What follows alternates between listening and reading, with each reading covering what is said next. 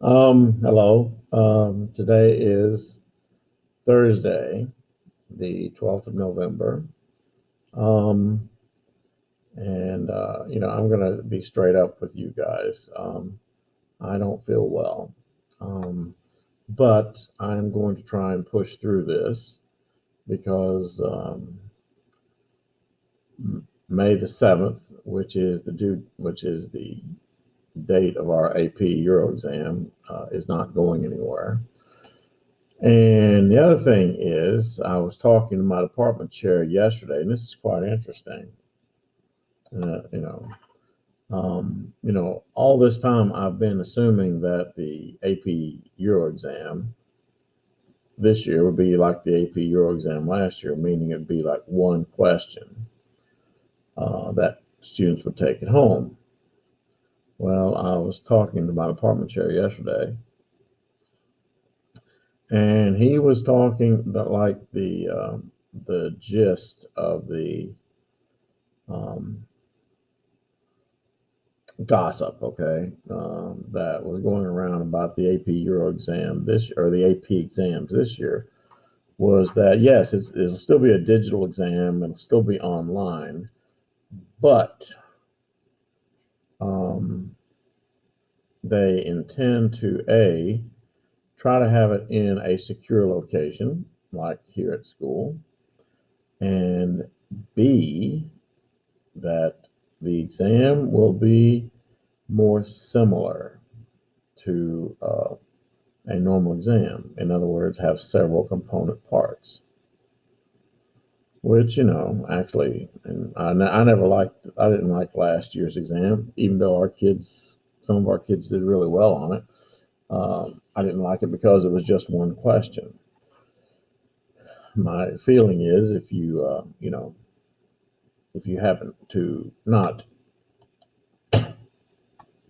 have a good feel for that question, then you are in a world of hurt.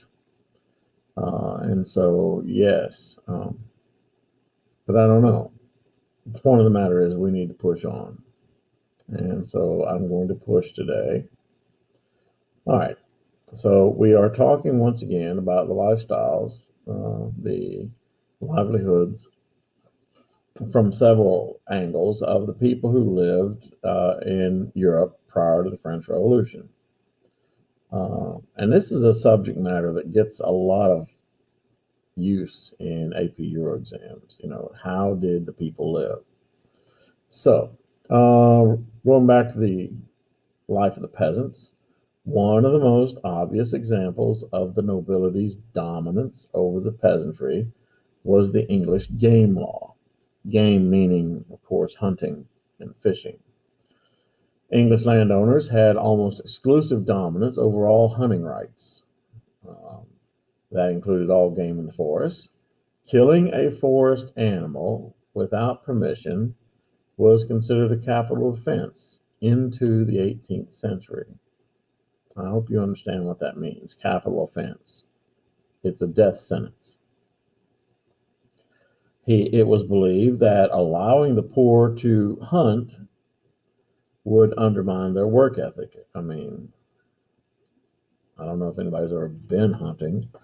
Hunting, particularly in the 18th century, I would imagine would take some stealth. Not only that, by the 18th century, much of the game in what is now the UK and England gone, been poached out, hunted out.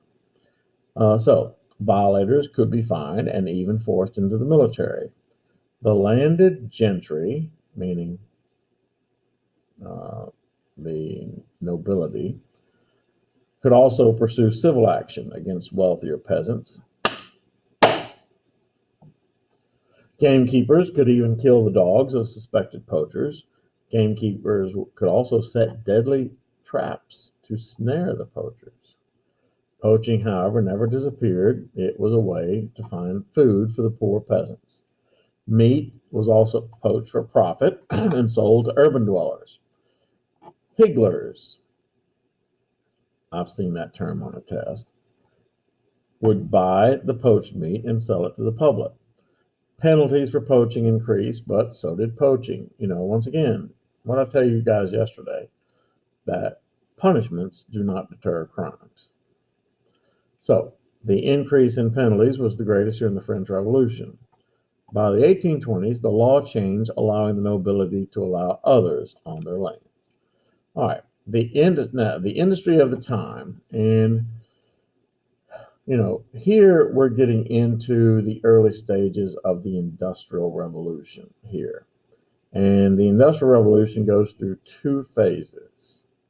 The phase we're about to talk about here, when industry is done on small scale, it's done primarily by family units, where everybody who works in the cottage industry, making textiles or pottery or whatever, is in from the same family, family, and they normally live next to a water source of power.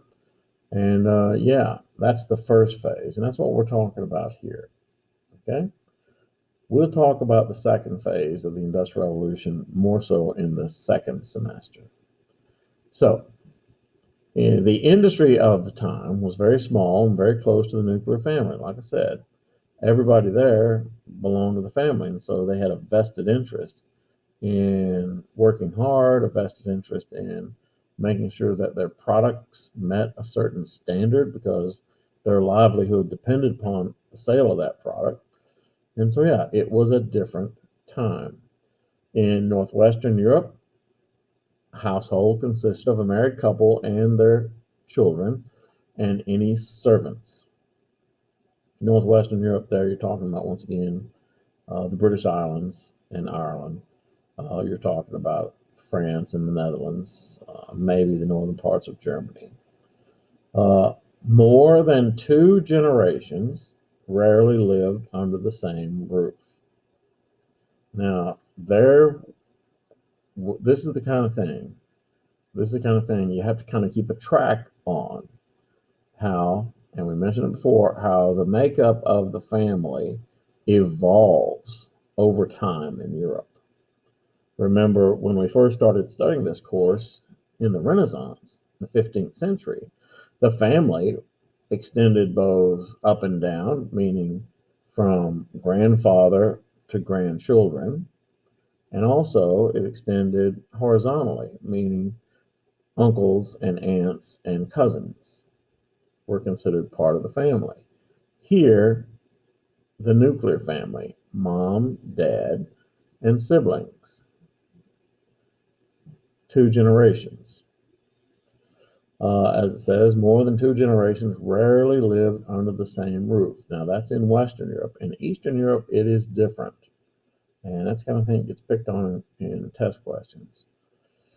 So, high mortality and late marriage prevented the formation of families of three generations. In other words, lots of people died, either in childbirth, either the children died at an early age, and the simple fact of the matter was that, the average lifespan, maybe 40 years, 40-ish years. And so seeing grandparents,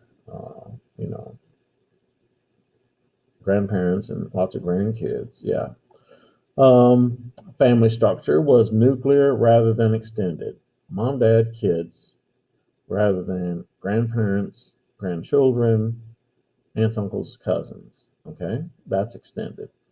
Children live with their parents only through their early teens.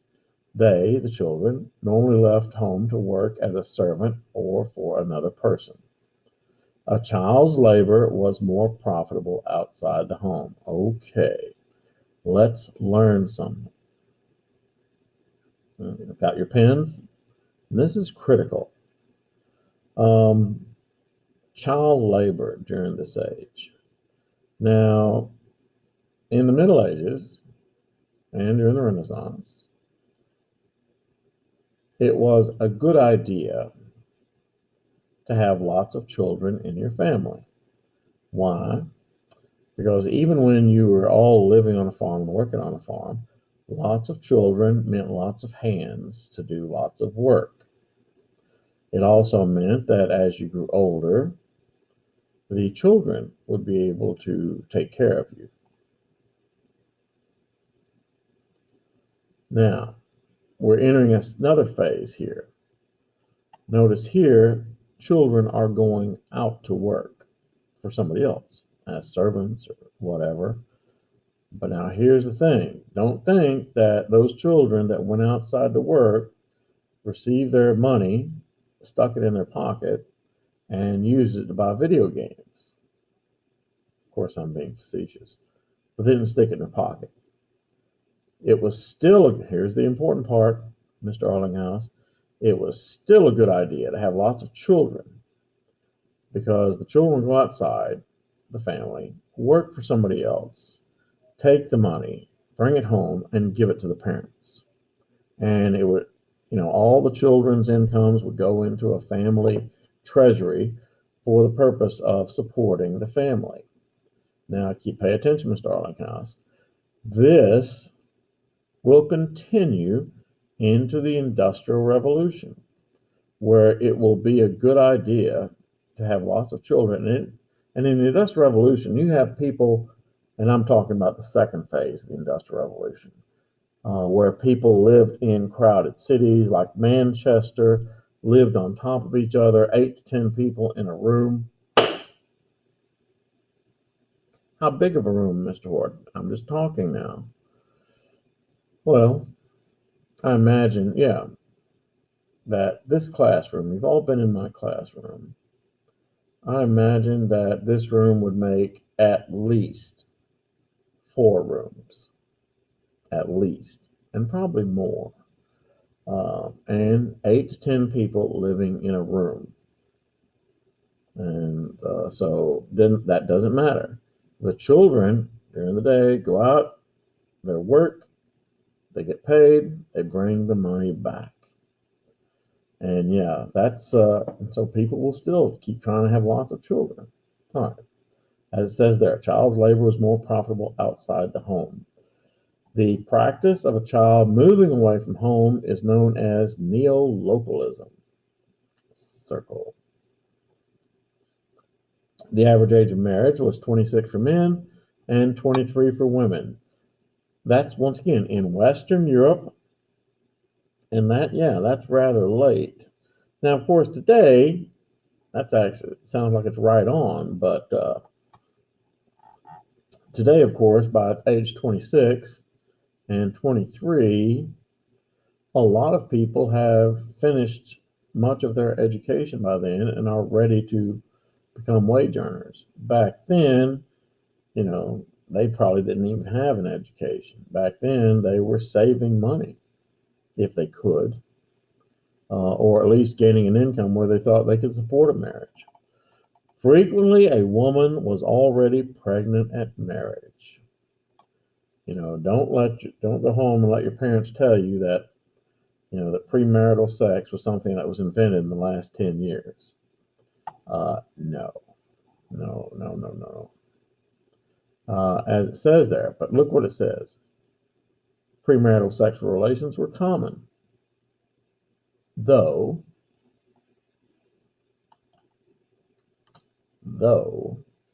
illegitimate births were rare. And they say, what does that mean, Mr. Horton?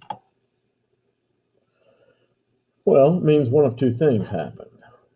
Either the person who was responsible for the pregnancy marries the girl who got pregnant, the old shotgun wedding, or just as likely, the person who got the young lady with child ran like his head was on fire and the rest of him was catching. That's one of my favorite sayings, and you say, well, you said illegitimate births were rare. What happened? Well, to be real honest, what the poor girl would do was that, so she didn't marry, the old song, Love the One You're With. She couldn't marry this, Prince Charming Slobovian who got her expecting, but just down the street, there's Umlaut the ogre, and Knuckles dragging the ground, and but he has some means, he has wherewithal, maybe he has his own house. Well, and yeah, that's what would happen. So premarital sexual relations were common, though illegitimate births were rare. Part D. Now, look at this definition. It is worth knowing. The word servant is going to change. Yeah, servant during this time was defined as a person under clear contract. Now, used to in the Renaissance, when we use the word servant, it meant a slave. But here, now we're talking about the 18th century, a servant was defined as a person under a clear contract to work for the head of the household in exchange for room, board, and wages. Yeah. I have never seen one episode of Downton Abbey, but I'm sure it's an excellent program. And I'm sure if I got into it, I'd probably like it.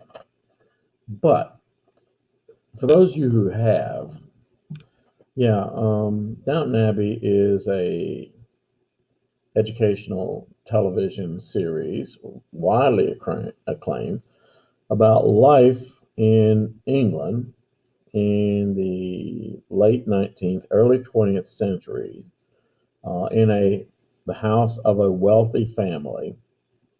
And there are two kinds of characters: either the people who own the house, the family of the people who own the house and estate, and then the servants. They have multitudes of servants, and there are two worlds that hardly ever come in contact with each other, even though they occupy the same house.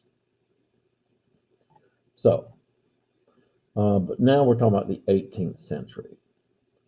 So normally a servant was equal in status to the family and often ate with the family. These many years of servitude, important you and your spelling.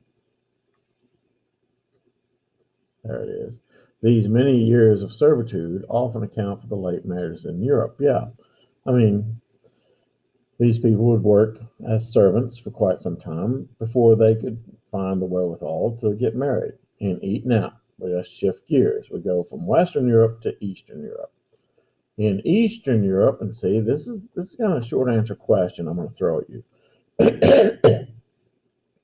Talk about how life was different in Eastern Europe and Western Europe in the family. Look what it says. In Eastern Europe, both men and women were normally married before the age of 20. Children were born to much younger parents. In Russia, it was not uncommon for a man to be younger than his wife. I don't know. It was not uncommon then to find more than two generations of the family living together. See, now that's a difference. In Western Europe, two generations or less. In Eastern Europe, it was not uncommon because they married so early. They married so early that you might find three generations living together in the same domicile. Landlords, underline, often forbid marriages between serfs from different manors because he needed to have clear title to his labor. You say, what does that mean? So let's say there are two adjoining manors, M-A-N-O-R-S, not manors as in pinky and yeah. Two manors, two estates next to each other, and a male serf in one and a female serf in the other, whatever, want to get married. Well, landlords would not let them do that because the offspring of such a marriage, which is a very valuable commodity, the children of such a union would, who would it belong to? Yeah. And so they did not let that happen that often. All right, Roman numeral 9. The household was the basic unit of production and consumption. What does that mean? It means that the household made everything that they needed, and consumed everything that they needed. People who lived outside their own family households were viewed with suspicion. Everyone in the household worked. No one could afford to be idle, not amongst the majority of the population. Fathers or older children might engage in labor outside the home and then send the proceeds, the wages, home. In Western Europe, the death of a father was a disastrous turn for a family economy. The widow might take on the family responsibilities, or one of the older children might. Then the widow would remarry immediately to save her family, obviously. Love didn't have a whole lot to do with it. Mourning didn't have time for it. Quick remarriages were common, and many families often included stepchildren. Yeah. In Eastern Europe, the family economy functioned in the context of serfdom and landlord domination. So, in Western Europe, you have more peasants. Eastern Europe, you have more serfs. And so, in Eastern Europe, the family economy was a function of the fact that all the members of the family were property anyway. Also, there was far less geographical mobility than in Western Europe. Still, in Eastern Europe in the 18th century, it was not uncommon for people, most of the people, to never travel more than 10 miles away from their point of birth during their entire lifetime. I mean, try and wrap your head around that. And it wasn't just because they didn't have cars either. It was because they weren't allowed to go anywhere. In Eastern Europe, remember, they're serfs. They don't want these serfs wandering around where they might get the idea, hey, freedom's pretty good. In Eastern Europe, there was a lot less geographical mobility. People just didn't go anywhere. Roman numeral 10, women's issues. Once again, big topic. A woman's life experience was largely the function of her capacity to establish and maintain a household. For women, look what I wrote it in italics, Mr. Arlinghouse, so that you would remember it. For women, marriage was an economic necessity, as well as an institution that fulfilled sexual and psychological needs. Outside of marriage, a woman's life was vulnerable and precarious. A woman becoming economically independent was the great exception. In other words, it just didn't happen very much. A girl would stay in her parents' household as long as she made a real contribution to the family's enterprise, or as long as her labor elsewhere was not more lucrative than back at home. A girl's labor would become less useful than her brother's, and she would then move out to join another household. Here, her goal was to work and save enough money for a dowry. She might work 10 years to accumulate such a dowry. Dowry, good term for your test. A dowry, in this case, is what a woman saves up to make herself more attractive to a husband. Not lying. Yeah, having a sizable dowry would make a woman more attractive to a prospective husband. And it says there she might save 10 years. Within marriage, the economic pressures were what kept a family's size and growth in check. Although, once again, having lots of children meant that you could increase your family's income. Do I have to explain what coitus interruptus is? Because I hope I don't. If I do, it's written right there for you and it's spelled correctly. Look it up. But coitus interruptus was the primary method of birth control, and I will tell you right away that that method is not very effective. Yeah. Parents often place children with wet nurses, and we've used that term before. I think there's an H that goes there. Wet nurses to care for them. Very common practice into the 19th century. Yeah. The last emperor of China, Puyi, was wet nursed until he was 8 years old. Interesting. Women found many occupations and professions closed to them because of their sex. And we underline. Yes. One good thing to remember. Yes, in the 18th century, women found many occupations and professions closed to them because of their sex. They simply weren't allowed. They also received lower wages for doing the same job as men, something that continues to this day. Bearing children was one of the most, if not the most, vulnerable time for women. Children often brought the risk of death in childbirth, and still do. It's still the leading cause of death for women. Children often brought financial burdens, and most children were sent to wet nurses. All right, now they're going to want me to separate that. Let's try that one. I still think my way is right. But children were often sent to wet nurses. I mean, it was less expensive. The mother could then go out and work and make money. So yes, the wet nurse industry was well organized, with urban, well-to-do children often being sent to rural areas and staying there for months, if not years. In the case of Michelangelo, remember Michelangelo learned how to sculpt marble by living with his wet nurse for several years, playing in the husband's shop. Unwanted or illegitimate children could lead to infanticide.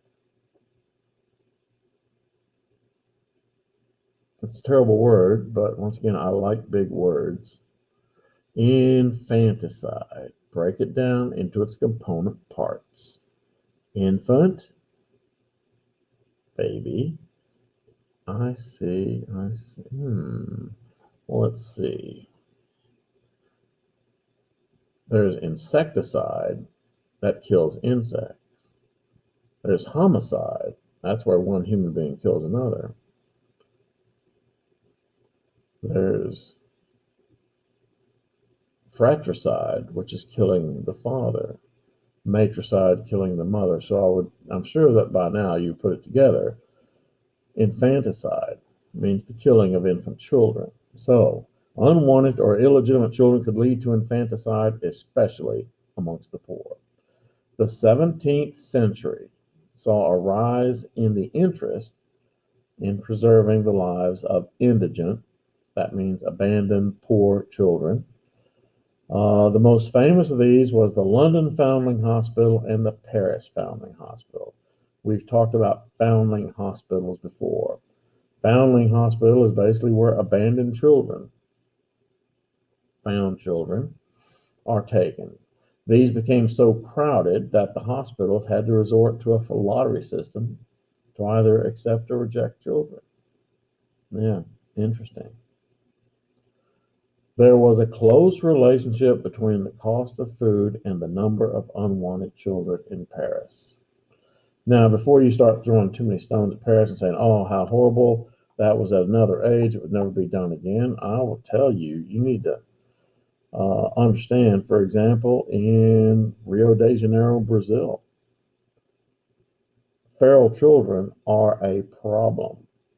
In Rio de Janeiro, Brazil, and other large cities in certain parts of the world, you'll find large numbers of children who have been pushed out of the house simply because the parents can't feed them. And so they roam the streets. They often join together with groups of other children, and of course try to make a living, legally or illegally. I remember seeing a news report several years ago about Rio de Janeiro that there was a scandal because many of the shop owners in downtown Rio de Janeiro hired thugs, basically, and their job was to go out and hunt down these children and kill them because the children oftentimes robbed. They didn't hold up the store, but they would shoplift. They would steal from these markets. And so, yeah. Anyway, as it says, there's a close relationship between the cost of food and the number of unwanted children in Paris. And remember, in the 18th century in France, starvation was a thing. In Paris, only about 10% of all unwanted children lived to the age of 10. It was during this time that the interest in the education of children rose across Europe, yet most Europeans remained illiterate. Not until the late 19th century was the world of children linked to education. Good, important point.